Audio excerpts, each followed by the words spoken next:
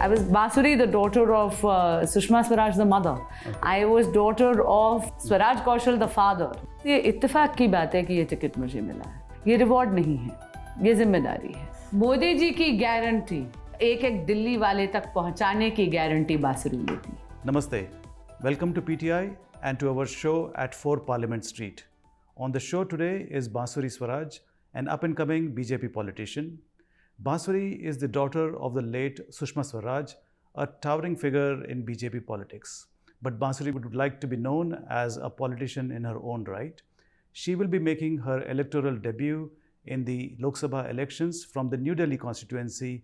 Bansuri ji, thank you so much for joining us. I'll start off by asking you a sort of a personal question.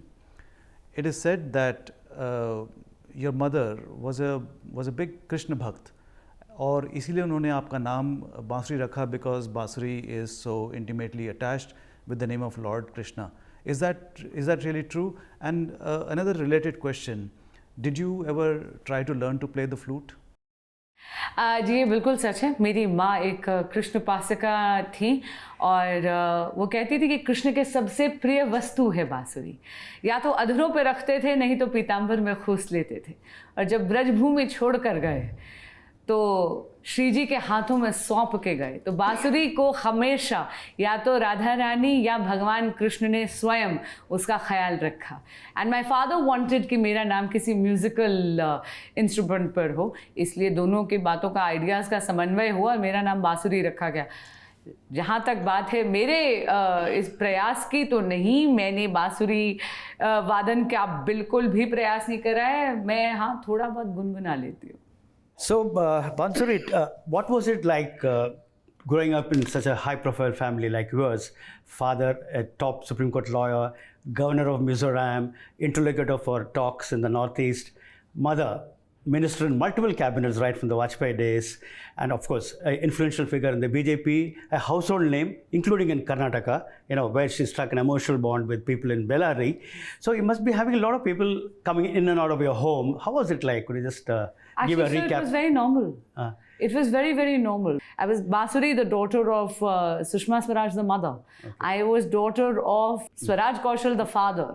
The fact that Swaraj Kaushal, the governor, was outside the house. Swaraj Kaushal, the Supreme Court lawyer, was outside the house. Srimati Sushma Swaraj, the awesome leader, was outside the house.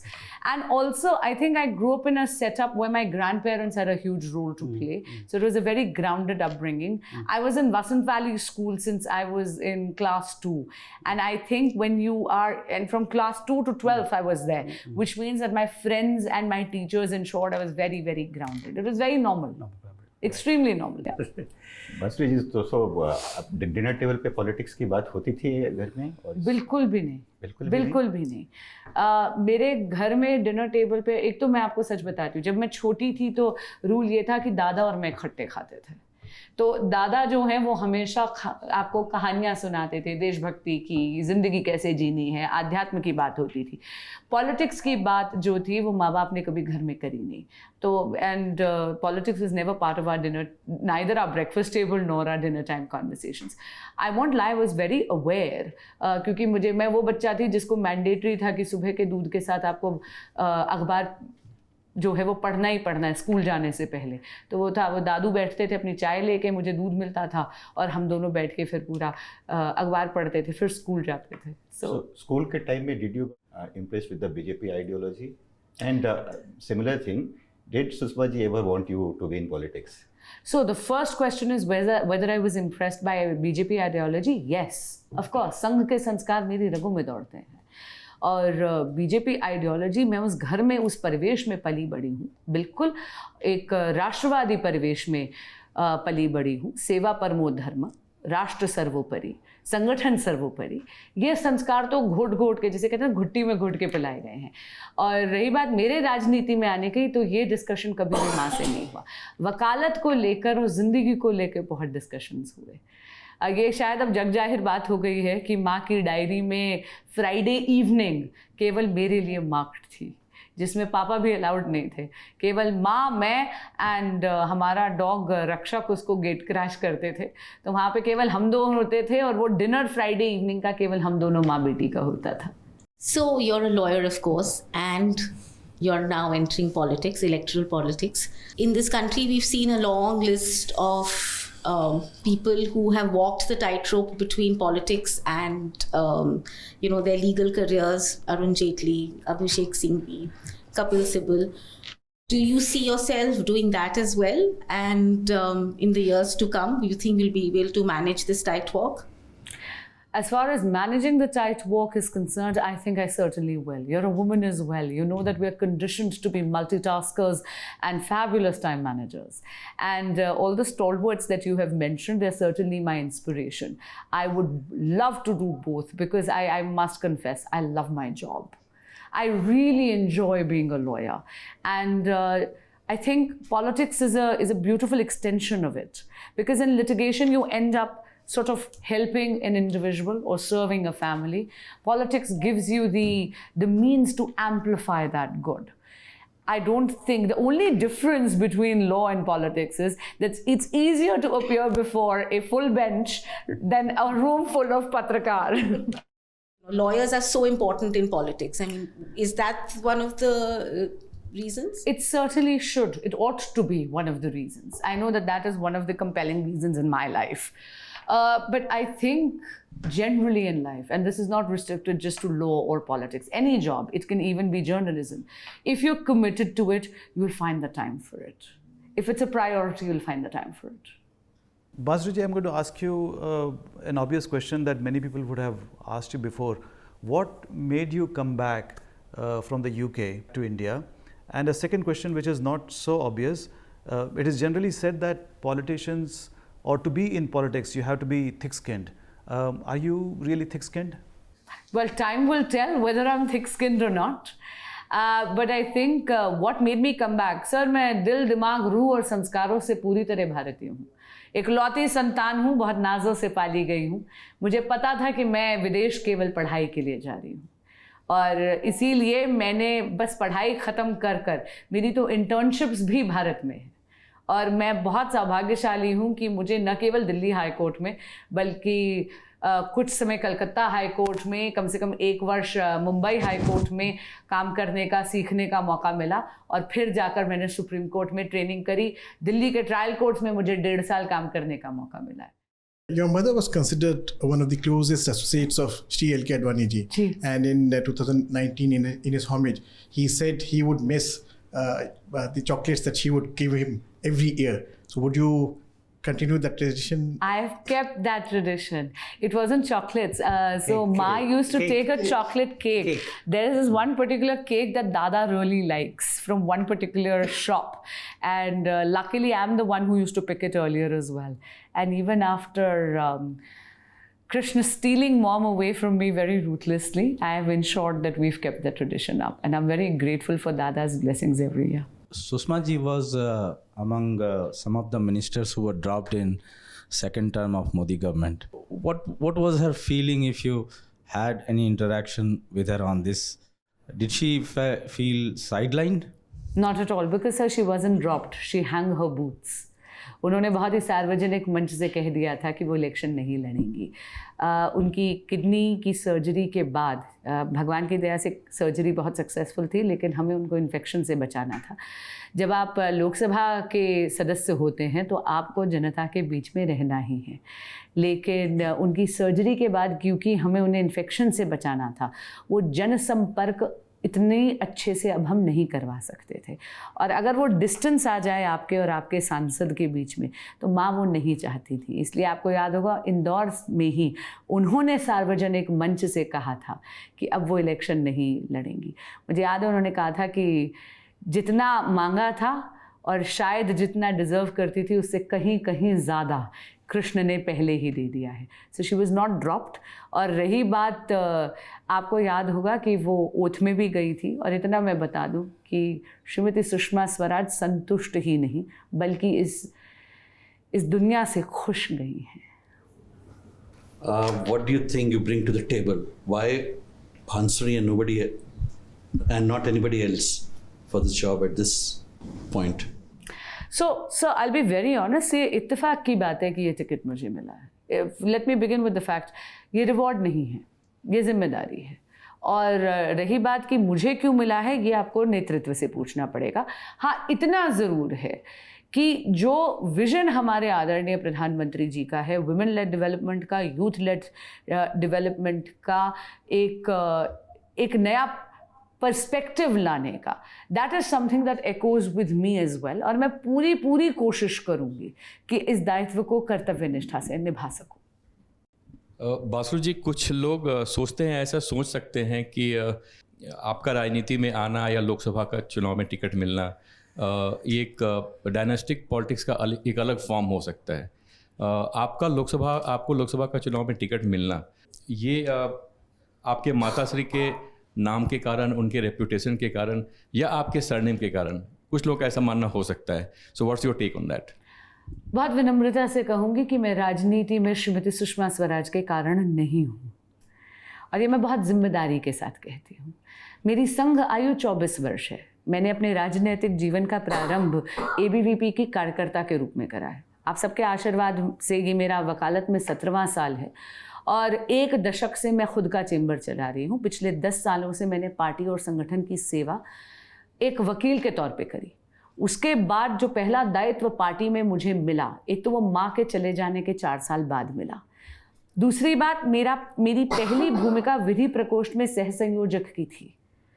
कुछ समय बाद मुझे दिल्ली प्रदेश भाजपा में सचिव की भूमिका निभाने का दायित्व मिला। मुझे खुद ग्रास रूट पे काम करने का मौका मिला है, और मुझे एक कार्यकर्ता की तरह काम करने का मौका मिला है। रही बात परिवारवाद की, तो मैं आपको बताऊं, देखिए, क्योंकि मेरी माँ एक जनप्रतिनिधि थी, इसके कारण से राजनीति मेरे लिए निषेध नहीं है, लेकिन और मुझे उतना ही अवसर मिलना चाहिए जैसे किसी और को जो पार्टी के लिए सेवा करना चाहता है, जिसके पेरेंट्स शायद जनप्रतिनिधि नहीं थे। लेकिन हाँ, परिवारवाद तब ज़रूर आता है अगर आते ही पार्टी मेरी हो जाती, मैं पार्टी की सरगना बन जाती, अगर मैं नंबर 1 की दावेदार बन जाती। लेकिन आज अगर स्ट्रगल करने का मौका मुझे मिल रहा है, संघर्ष करने का मौका मुझे मिल रहा है, निवेदन करने का मौका मुझे मिल रहा है, पत्रकारों को झेलने का मौका मुझे मिल रहा है, तो फिर मुझे लगता है कि वो अवसर की समानता वो हर व्यक्ति को जायज़ है, वो चाहे आप सुषमा स्वराज की बेटी हैं, चाहे किसी और की बेटी हैं। So what are the chances of BJP winning the elections and coming back to power? In Delhi? Yeah. 100%। आप देख लीजिएगा, 25 का वास्तु अलग है। मैं आपको बता रही हूँ, दिल्ली की जनता माननीय मुख्यमंत्री अरविंद केजरीवाल जी के भ्रष्टाचार से इतनी त्रस्त है, और अभी जो वो सत्ता के मुंह में मदमस्त होकर कुर्सी को जकड़े हुए हैं और नैतिकता के आधार पर वे इस्तीफा देने से मना कर रहे हैं, और दूसरी तरफ जो उन्होंने शपथ खाई थी अपने बच्चों की कि वे कभी भी कांग्रेस के साथ गठबंधन नहीं करेंगे, लेकिन उन्होंने फिर 180 डिग्री का यू टर्न कर कांग्रेस के साथ गठबंधन कर लिया है। ये दोनों बातें, बच्चों की शपथ का कोई महत्व ना रह जाना, कांस्टेंट करप्शन, चाहे वो दिल्ली जल बोर्ड का हो, चाहे वो शीशमहल घोटाला हो, चाहे वो पैनिक बटन घोटाला हो, चाहे वो शराब घोटाला हो, चाहे वो फर्जी दवाइयों का घोटाला हो, चाहे वो फर्जी टेस्टों का घोटाला हो, इन सब से, इन तीनों बातों से, और सत्ता के मुंह में कुर्सी जकड़ने से, इन तीनों बातों से उनकी क्रेडिबिलिटी इरोड हुई है। आप देख लीजिएगा 2025 में यहाँ पर कमल खिलेगा। So will there be any impact of Kejriwal arrest on Lok Sabha elections? They are saying it will backfire on BJP. उनका काम है ये कहना, विपक्ष है, कुछ तो दोषारोपण करेंगे। दिल्ली की जनता बहुत ज़्यादा समझदार है, इसका इम्पैक्ट केवल एक होगा, अब की बार 400 पार, फिर एक बार मोदी सरकार। जब आपका नाम अनाउंस हुआ नई दिल्ली लोकसभा सीट के लिए, तो आपने मीनाक्षी लेखी जी को रिप्लेस किया, तो सब लोगों ने पूछा कि who is Bansuri Swaraj, and we would like to know, I mean we know your CV, but we would like to know who really is Bansuri Swaraj. अपने बारे में कुछ बताइए। सर, लोगों को तो देखिए मैं पूरा परिचय देती हूँ, लोगों को तो मैं पूरा परिचय देती हूँ कि मैं कहाँ से आई, मैं कौन हूँ, मेरी एजुकेशन क्या है। वो इसलिए क्योंकि उनका अधिकार है ये जानने का कि उनका प्रत्याशी कौन है। लेकिन अगर आप मुझसे फिलोसॉफिकल उस पर पूछ रहे हैं कि बांसुरी स्वराज कौन है, तो मैं आपको बता देती हूँ, भारतीय जनता पार्टी की कार्यकर्ता है बांसुरी स्वराज। इस भारत की एक बहुत गौरवान्वित नागरिक है बांसुरी स्वराज, एक वकील है बांसुरी स्वराज, एक कृष्ण भक्त है बांसुरी स्वराज, जो इस जीवन को छक कर जी के जाएगी और फिर अपने गोविंद के चरणों में सब कुछ अर्पित कर कर चली जाएगी। I want to ask you, how does Bansuri unwind, after a hectic day of campaigning and stuff? That is one first part. Second part is, it is believed that your mom, had liking for certain colors on certain days she used to wear. Yeah. So much so that there was a controversy around her visit to Pakistan when she wore green and it turned out to be a Wednesday. Right. So Yeah. I would like to know your thoughts on these two things. So three things. I make it a point that Dad and I chat every night before I go to bed, and I play with my dog Laddu. He is an adorable 4-year-old Labrador who's literally a stomach on 4 legs, as all labs are. I listen to music, and these days one thing that I crave is sleep. I'm quite sleep deprived. So अगर थोड़े कुछ घंटे सोने को मिल जाते हैं तो मैं सोती ज़रूर हूँ. And regarding colors, so that was not, let me just clarify something. It was not because of astrology. It was because my mother was very organized. And this was the easiest way to sort of organize her closet. क्या होता है, वो जैसे प्रवास में होती थी, and she could just call up at home and tell दीदी मुझे 3 दिन के लिए जाना है फलानी फलानी डेट, एंड दीदी कैलेंडर खोल के देख लेती थी दिन क्या है. तो अगर मान लीजिए मंगलवार, बुधवार और वीरवार आ रहा है, तो मंगलवार की ऑरेंज साड़ी रख दी, बुधवार की हरी रख दी और वीरवार की पीली रख दी. It was just a very, my mother was so organized. And I'll tell you, if you come to my house for lunch, we still follow the same menu that Ma had made. To refer to our earlier thought, when you talked about your family setup, you said Swaraj Kaushal outside the home, Sushma Swaraj outside the home. But notwithstanding that, did you try to learn from your mother about governance and dealing with bureaucracy? Don't you think this kind of puts pressure on you to match her stature? There is no pressure on me. The whole aspect of her stature and the whole aspect of her legacy, I think is something that weighs on other people's mind. I'm not even trying to be an imitation of Sushma Swaraj. I think that would be the greatest disservice to her memory, because she invested so much of herself, not so that I become a copy of hers. She wanted me to be the best version of myself. And I think also, parents invest so much of themselves and they sort of do their best. They want you to achieve your potential. Regarding whether I learned, well, I'm a distillation of her values. I've learned everything from my mom and dad. Especially if you're an only child, you become like a project for your parents. You're their pet project. They really want to invest a lot of themselves in you. And I think they really give it their best. The amount of time that you spend with them is of tremendous quality. And that is why, whether it is learning a shlok I'll tell you, so in school, I was into debating and in elocution, and Ma would sit and help me prepare for everything. I was into dramatics. Ma would actually run lines with me, despite being so busy. So she was she was an amazing mom. She was really an amazing mom. At some point in your career, would you want to be a minister? Would you want to fill your mother's shoes? Sir, I would be a fool. I would be a fool to try to fill her shoes. There can only be one Sushma Swaraj. उम्र लग जाती है सुषमा स्वराज बनने में. हाँ, इतना ज़रूर कहूँगी, ये कोशिश ज़रूर है कि कुछ भी ऐसा नहीं करूँ जिससे उनकी साख पर आँच आए. That's it. Is it true that Sushma ji used to skip meetings to pick you up from a school bus? So I don't know about skipping meetings, but I can definitely tell you my mother was always there to pick me up. Oh, okay. She was there to pick me up from the school bus. Every morning she would drop me to the bus stop. Every day she would pick me up from the bus stop while I was in the school bus. Then we later on shifted home, so then I had to go by car. There was not a single day. If she was in town, Ma would be at the door to drop me. Ma would be at the door to pick me up. And I'll tell you, there was not a single report card.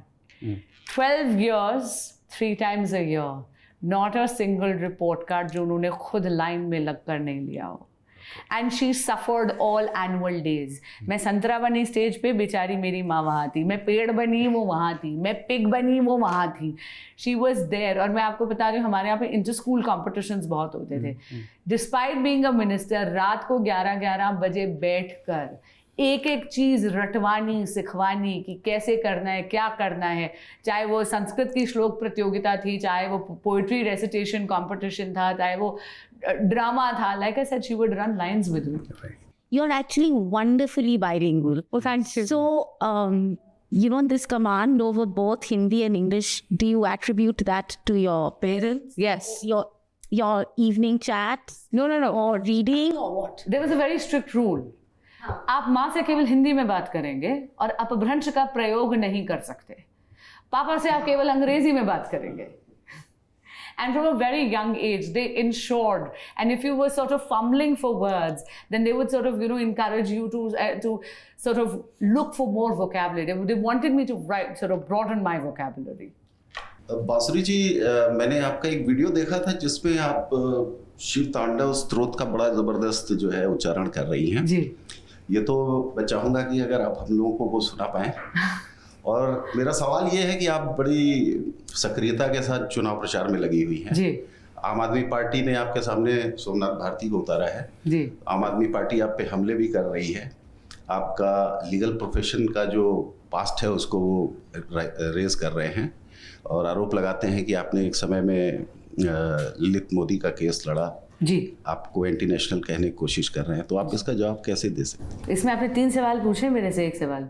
चलिए एक एक करके सबका जवाब देते हैं. सबसे पहला, शिव तांडव स्तोत्र में 5 बरस की थी जब मेरी माँ ने मुझे 16 पद कंठस्थ कराए थे. और वही है जो मैंने उस दिन भगवान भोलेनाथ और माता पार्वती के चरणों में रखा था. आप चाहेंगे तो दोबारा रख लूँगी. दूसरी बात, आपने बात करी आम आदमी पार्टी के मुझ पर प्रहार करने पर.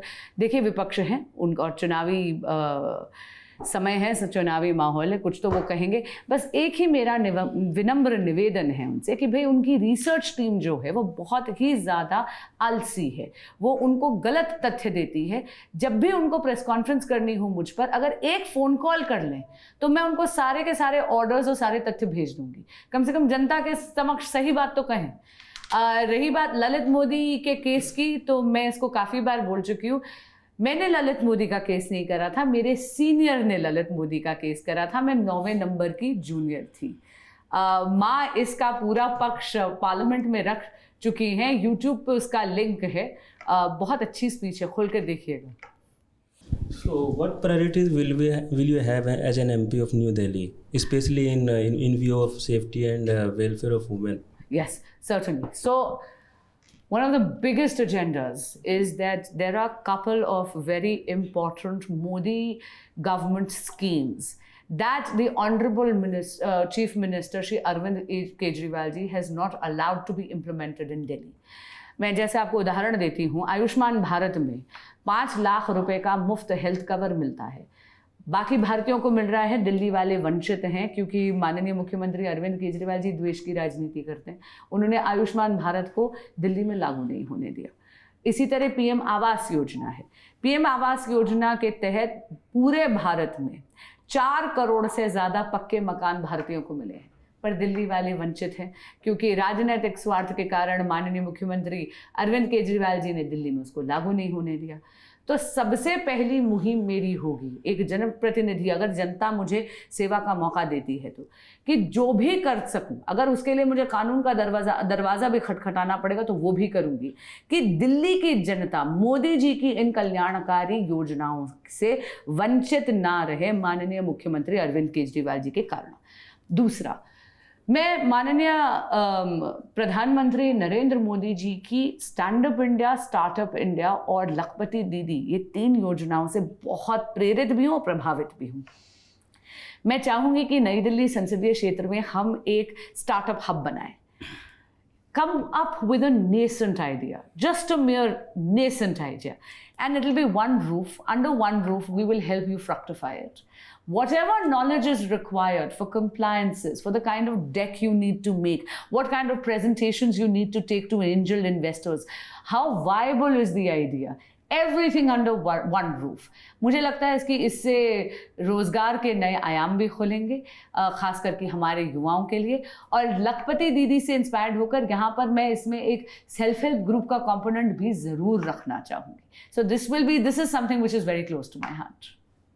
What do you feel about Delhi Chief Minister Arvind Kejriwal's arrest right ahead of the Lok Sabha elections?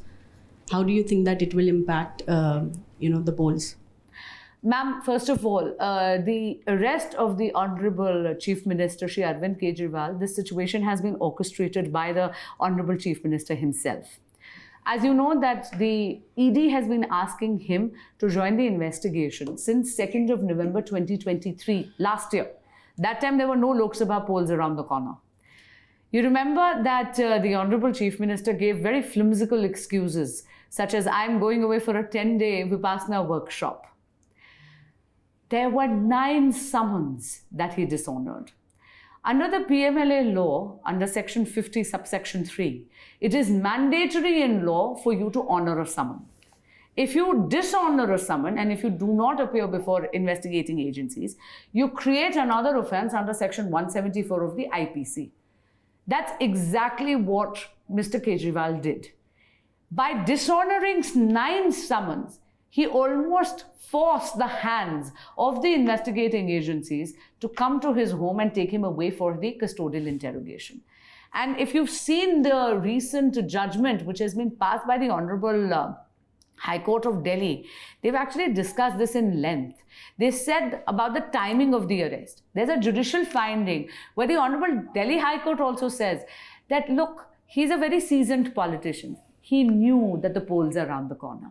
It's almost like he orchestrated this situation. He wanted to be arrested around this time in order to create a false narrative of sympathy.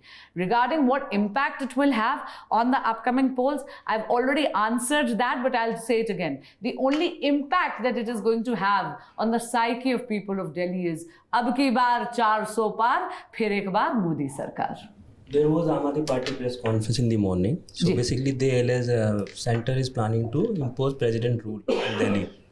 What is your reaction? वो हर बार भविष्यवाणियां करते रहते हैं. मुझे नहीं पता वो ज्योतिष ज्ञान के विज्ञाता है. Sushma ji was a minister in Haryana. जी. You have represented Haryana in Supreme Court. जी. She was chief minister here in Delhi. जी. Now you are a candidate from New Delhi. जी. So do we see you also going to Haryana later in your political career, or should you expect you to stay in Delhi? Sir मैं तो दिल्ली की लड़की हूँ, दिल्ली की कुड़ी हूँ, यहीं पैदा हुई हूँ, यहीं पली हूँ, यहीं बड़ी हूँ, यहीं मरूंगी. ये दिल्ली हरियाणा का कनेक्शन क्या है फिर आपके लिए भी और सुषमा जी के साथ भी रहा है? क्या कनेक्शन है सर? खान पान में तो बहुत तगड़ा कनेक्शन है. हरियाणा का खाना वैसे भी बहुत टेस्टी होता है, कभी आइएगा आपको खिलाएंगे. मिस्सी रोटी और सफ़ेद मक्खन बहुत टेस्टी होता है. You have replaced Meenakshi Lekhi, who twice won the seat very handsomely, against an opponent. So is there some weight or pressure on you to perform the same feat? That is one. Second part of the question is, when do we see Meenakshi Lekhi campaigning for you? Because she has been holding the seat for 10 years, so she wouldn't know the constituency inside out. So are you in touch with her? Do you talk to her? Is she guiding you or advising you? So first of all, I've not replaced anybody. हमारे यहाँ पे ticket कटते नहीं है, ticket मिलते हैं. और हमारे यहाँ पद नहीं होते, दायित्व होते हैं. जब तक वो दायित्व आपको दिया जाता है, आप उसको पूरी कर्तव्य निष्ठा से निभाते हैं. यदि दायित्व किसी और को सौंप दिया जाता है, तो फिर आप उनकी मदद करते हैं, उनका मार्गदर्शन करते हैं, ताकि वो उस दायित्व को पूरी कर्तव्य निष्ठा से निभा पाएँ. मेरे टिकट मिलने के 72 घंटे के अंदर मुझे मीनाक्षी लेखी जी का आशीर्वाद भी मिला और उनका मार्गदर्शन भी. अब उनकी और मेरी क्या बात हो रही है और वो कैसे मेरा मार्गदर्शन करेंगे, ये मैं आपको बिल्कुल नहीं बताऊंगी, क्योंकि वो मेरी सीक्रेट सॉस है. बांसुरी जी, जैसे कि पहले अभी चर्चा हुई कि आप पॉलिटिकल फैमिली में पली बड़ी हैं, so you must have been interacting with so many RSS and BJP leaders who would have been coming in and out of your house. I would like to ask you, which of those people, which of those leaders really impressed you the most?